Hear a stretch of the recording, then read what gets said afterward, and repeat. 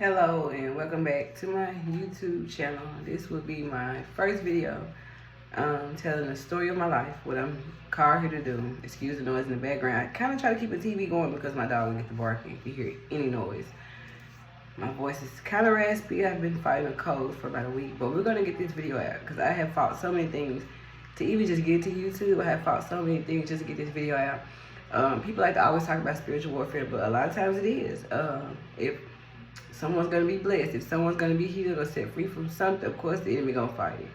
But regardless, we're going to get this done. Again, like I said in the last video, I'm Sasha Dale. My story is a story of a lot of sorrow, a lot of trauma, a lot of pain. But I'm on the other side of it, and God wants me to share this story. It is not easy for me, but I am fully healed from the things I have encountered. But it is not easy for me to share this story with you all, because even as I sat with some of it today when I was getting ready to record, things came back that I forgot. And you have to sit with God on what you want to share. You like, God, what do I share? And he calls each of us individually to do it differently. And with me, he's like, just share it. You're not responsible. And this is not just what was spoken to me. This is for someone else listening. You are not responsible for what they did to you. You are responsible for what you do with it. And I think that was my issue. A lot of people thought, and they used to say, Sasha, you should hate the people that hurt you. You should this, and that. You should want this to happen to them. I've always had a loving heart. What's in you gonna come out of you. And how God created you and what he put in you, you can't change that. I was having to tell someone the other day who knew the older version of me, the unhealed version of me. They were saying that they were watching my patterns, and I'm gonna say this and I'm gonna get into what we're talking about here today. And they were looking for me to basically spaz or have a trigger from something said or done. And I explained to them that was a cycle in my life for years. With this specific person, it was a 10-year cycle. And I broke down to them, whom the Son sets free is free indeed. Excuse me one moment.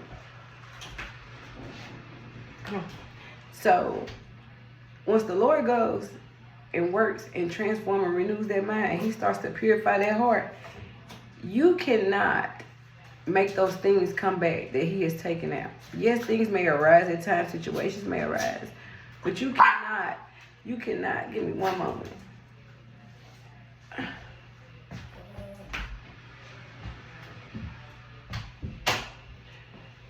You cannot operate like you used to. You cannot be who you were before.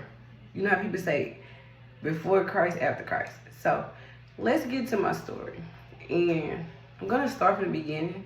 I was born into a family that wasn't the best. Of course, we lived a regular life. Like, I don't want to call it impoverished, but it was impoverished because we didn't have the things we needed. Of course, people don't always have kids once they're established, once they finish school, or once whatever. Whatever the case was with my parents, my dad was a Chicago hustler. My mom was a Mississippi church girl. And when those two worlds collided, that was that. As far back as I can remember, it was always domestic violence in my house. It was always substance abuse and things like that. I was a stillborn because of the domestic violence. My understanding from the story told to me, the umbilical cord wrapped around my throat, which made the water start to leave the bag, and an emergency C-section was done. I was a stillborn. They had to revive me. That wasn't the last attack on my life. And as I tell my story, I'm going to always speak about the things God has taught me throughout this journey. And one thing people have to know is we constantly fight against each other. We're fighting against spirits. We're fighting against not flesh and blood. Whatever spirit was in my father that caused him to be violent towards my mother, to have that happen to me, that was the issue, the spirit, because that spirit didn't leave after my birth. This spirit followed me throughout life, and we'll get to that. And that's something I think you need to understand. That's what helped me on my journey. Like, it's gonna be a lot of videos on this page because God has taken me, my goodness, my whole life is like my living testimony, but it was like my process and my journey. It was like I need you to live this so you can teach this, so you can help people with this. Of course, I was, like I said, I was born in the state of Texas. I was a stillborn. My mom said she had complications with me as a child because, of course, I had to, you know, have the hospital visits, the compromised immune system deal, and things like that. Something that was revealed to me, you know, later in life, there's a spiritual significance to being a stillborn child. It's like the enemy's trying to abort the mission at birth. And like life, for me, it's hard to explain. It's hard to put in a video, but this is what God want me to do, so I'm gonna do it. So basically, as far back as I can remember, from when I tell people what I know, tell my mom, you know, or my family, back in the day, things that I remember. I was maybe 5 years old. I can remember back to. It's because it was such traumatic things. It was so much drama and trauma. Okay.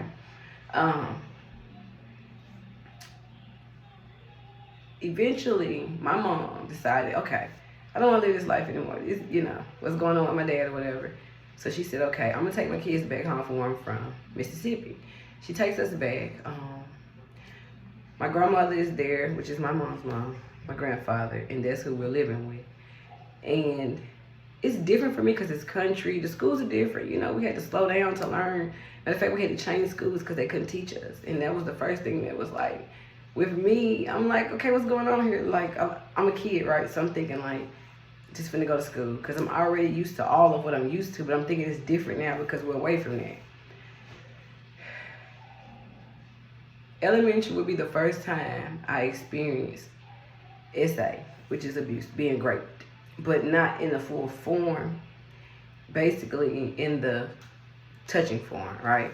So basically being abused or assaulted. And it was in the 2nd grade, and it happened with a boy in the classroom. My grandmother, you know, she was an older grandmother, like church type grandmother. She used to make my dresses, braid my hair, and the boy would always mess with me under my dress. I would not open my mouth. I was so scary. I was so scared. And later in life, I would find out it was the spirit of fear, but as a child, I had no idea what it was. All I knew as a child was keep my mouth closed, don't say nothing. Fear. I went on with life like nothing happened. And it happened again to me a year later. But this time it was a girl. A lot of people don't understand when you let your kids go to other kids' house. Their parents all the time is not there. They're not always just watching everything going on. And kids like to play what you call mama daddy. And that's what happened. And she was a girl. The thing was, I was afraid to open my mouth at the time. Again, I'm a 3rd grader. And her mother was a member of law enforcement. And so I was like, this, you know, I'm a kid. I'm just building this imagination in my head. This is not going to turn out good for me.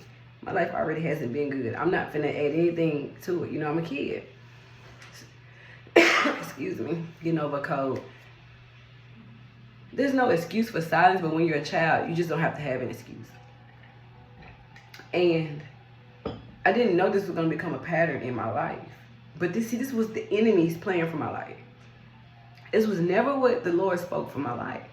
But the Lord has a road and the enemy has a road, right? A lot of people choose the enemy road, but a lot of times you're on God's road or you're just on a road and the enemy intercepts. This is how I look at my life. So going forth, again, I went through a lot of things mentally because of the separation from my parents, you know, being with my grandparents. Feeling like there was a separation in who cared about who because I had an older brother and sister that I feel like they took a liking to better than me and my younger brother. We had separate fathers. And at the time was when I actually started having visions and dreams of futuristic things, of things that would happen in my future at my grandmother's house. But I did not know this what it was. I would not find out this until like later in life, like maybe a couple of years ago, 30-some years later, like literally it either God gave me the revelation of, or someone literally who don't even know me spoke it to me, you know, like brought this to me. My mom ended up getting us, like we all were in the house with her. When I at the grandmother's house in New Orleans. I'm in middle school, and at the time, everybody's doing their own thing. So I have a sister, you know, she's already started having children. Have a big brother, have a little brother. have my mom. My dad isn't in the picture because he left the family. You know, he's doing his thing or whatever. Middle school starts. I'm not dressing like everybody else. I'm not having what everybody else has, but I'm trying to just be alive, right? Because I already, at this age, I'm 12. I have these voices in my head telling me I'm not good enough. Mind you, I'm part of a church. My mom has taken us to church there in, you know, her hometown. It's a Church of God in Christ. They preach, you know, that fire brimstone. And I don't even know God at the time. I'm not even understanding. All I know is this word is telling me everything I'm doing is not what I'm supposed to be doing. And I'm trying to understand it, but again, I'm not really interested in it, let's be honest. Start middle school, I'm hanging with these girls from the neighborhood, all of which are sexually active. I am not. Again, there is a saying, birds of a feather flock together. Doesn't excuse anyone's behavior, but hey, I'm hanging with the girls that do that. We become cool, you know, school is going, classes start to get together, everybody's finding out where they're going. There's this guy, he transfers to my school. He's a supposed, like, big time football player for the middle schools. He starts to look at me a certain way. The thing is, he is messing with some of the girls in the groups that I hang with on the weekends, like go to sleepovers, you know, stuff like that. Because my parents, my mom's, you know, she's working or wherever she is. My dad is in the picture. My sister's doing her own thing. I'm actually able to leave the house whenever I want, however I want, right? 12 years old. For some reason, this guy wants to talk to me, you know, be in my space. And I'm like, okay. At the time, I know what I see when I look in the mirror. I know my hair is not done. I know I'm the least best dressed, like literally hand me down. Like, I'm not trying to make it look bad, but I'm just gonna tell the story how it was. And he just kept saying things like sexual things he's gonna do to me. We're in the 6th grade. This guy in the 6th grade is like 6 foot tall. He is the size of a grown man. He's athletic, he's fit. And, you know, my friend girls, like, they blow it out, they laugh about it because it's funny to them because all of them are, like, doing this, right? A day comes, we're at school one day, and he literally is chasing me. Like, he's a football player. Where am I going? Pulls my coat off of me, like, drags me with it and things like that. And the teacher whose class we were going to catches us, lets it go, you know. And I don't want to make the story long, but I want to let you understand, like, what happened leading up to this. I didn't open my mouth, and I'm not blaming myself, but what I'm saying is there are spirits in people. These spirits see you. They see your spirit. There was no reason for him to want me sexually. I wasn't appealing in any kind of way. I wasn't taken care of as a child should have been. After that incident, we ended up in the office, but it's like the things you see in the movies. They blew it off. Like, this is the star football player. Whatever is she talking about? He can have anybody he wants in his school. Well, days later, I would fall out with my friend girls. They literally came to my house, like, after school, trying to fight me and things. I didn't tell my parents my mom what was going on, my brother, sister, whoever. Got back to school, and they really did try to do it, and I got expelled from the bus, which led me to have to walk home.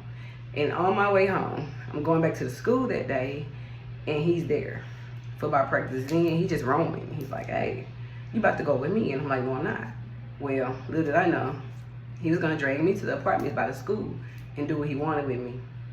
For the sake of the internet, I won't say what happened, but that day I was no longer a V. That day, little did I know, I started losing most of the blood out of my body, and it will lead to me having to leave school, me having to be like the talk of the town, and having reconstructive surgery in my lady parts. And everybody was saying, like, I'm a liar. She's a liar because he can have anyone he wants. She just said it because she's no longer a V. And I don't know if it's safe to say that word on here, but I'm sure you get where I'm going with it. And it changed me. Immediately, it changed me. It caused friction in my family. It caused problems. I mean, I'm in this small town, and everybody's looking at me like, I want this to happen. The last thing that I could want to happen to me with all I'm already facing at home, with all I'm already going through as a child, right? But this was the beginning of my life, and going to church didn't help it. So church started to depress me. Hearing the church music would make me cry. And I would say, well, how is there a God if he's allowing this to happen to me? How is there a God if he sits there and he sees people constantly do this to me? But then I'm also blaming myself because I'm not opening my mouth. And then I also have all these voices, which I would later find out they were spirits. Because the enemy starts when you're little. He wants to plant that seed in the soil while you're little so that it can grow in you. The thoughts, the mindsets, the behaviors, the patterns, they grow as you grow. That's why it's very important that we pluck, we prune things out of us. When it happened, I didn't tell anybody. I went home. I can remember it like yesterday, getting up, seeing the big puddle from what had happened. And I got up and his friend was like, something not right. He had a friend in there. He was like, something's not right. It's not supposed to be like this. You weren't supposed to do this, And so I leave and I walk home. It's like a 15-minute walk from my school to my house because we're in a really small town. And as I'm walking, of course, I'm thinking it's my menstrual, if I can say that on here. And the whole time it's not. Like, I've literally been down there. And so I don't open my mouth, but I'm scheduled to be at a sleepover that Friday. And it's with one of my friend girls I was talking about early in the video that, like, she's a sweet girl, but she was more advanced than me, and she was older than me. If I was 12 at the time, she could have been like 14 going on 15. And so at the sleepover, I go there, I haven't spoken anything to anybody. And mind you, this has been going on for a day or so. And I tell her what's happening. She's like, you just get a pad. It's a female thing. That's the only thing happening with you. But the whole time, that's not what was going on. We have our little get-together, sleepover, and she's like, we're going to go somewhere with some of our friends. The friend had a car, so we go riding. And that's when everything hits the fan, because what she thought was just my lady time was from what happened to me. And it's not stopping. At this point, it's all up my back. It's in my shoes because I have some white, I don't know what those shoes are called, Converse. I have some white Converse. They are red. My back is soaked, and she's like, and her friend is like, oh no, she got to get out of my car. So we get out, start walking. This girl, like, I didn't know what to do. This girl literally took me to a payphone. We had payphones back then. She called the police, and actually it was like an ambulance passing while she was calling. And some police going to a call. And literally when the ambulance finally got there, like, I was just out of it. And they was telling her how she saved my life. I give her credit in this video. I would not say her name, but she know who she is. She saved my life. And later to find out this girl was literally a cousin of the person that did this to me. She was the only person out of the whole town that stood up for me.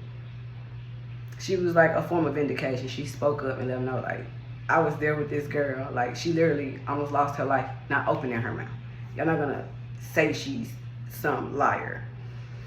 Went to the hospital, of course, the whole thing where they had to contact my family. They had to try to find, like, the next of kin, somebody, we need somebody to sign these papers. We got to put her back together. It's nothing there. They're asking me who did it. I'm like, nothing happened to me. Nothing happened to me. Because, again, I'm full of fear. Fear. Fear is all I know. Fear is all I hear. Fear is all I breathe. I finally, tell the truth. And surgery is done. And that's why I'm going to end this video. Because we're going to go to the next part of my life where things change a whole lot. Mentally, spiritually, physically, emotionally. And what happens next. So this is part one of the story of my life. I sometimes call it the cradle to the grave because it's like I was born and then I wasn't. But I'm thankful for every memory, and I have a lot more to share in part two. Just being obedient and doing what God sent me to YouTube to do.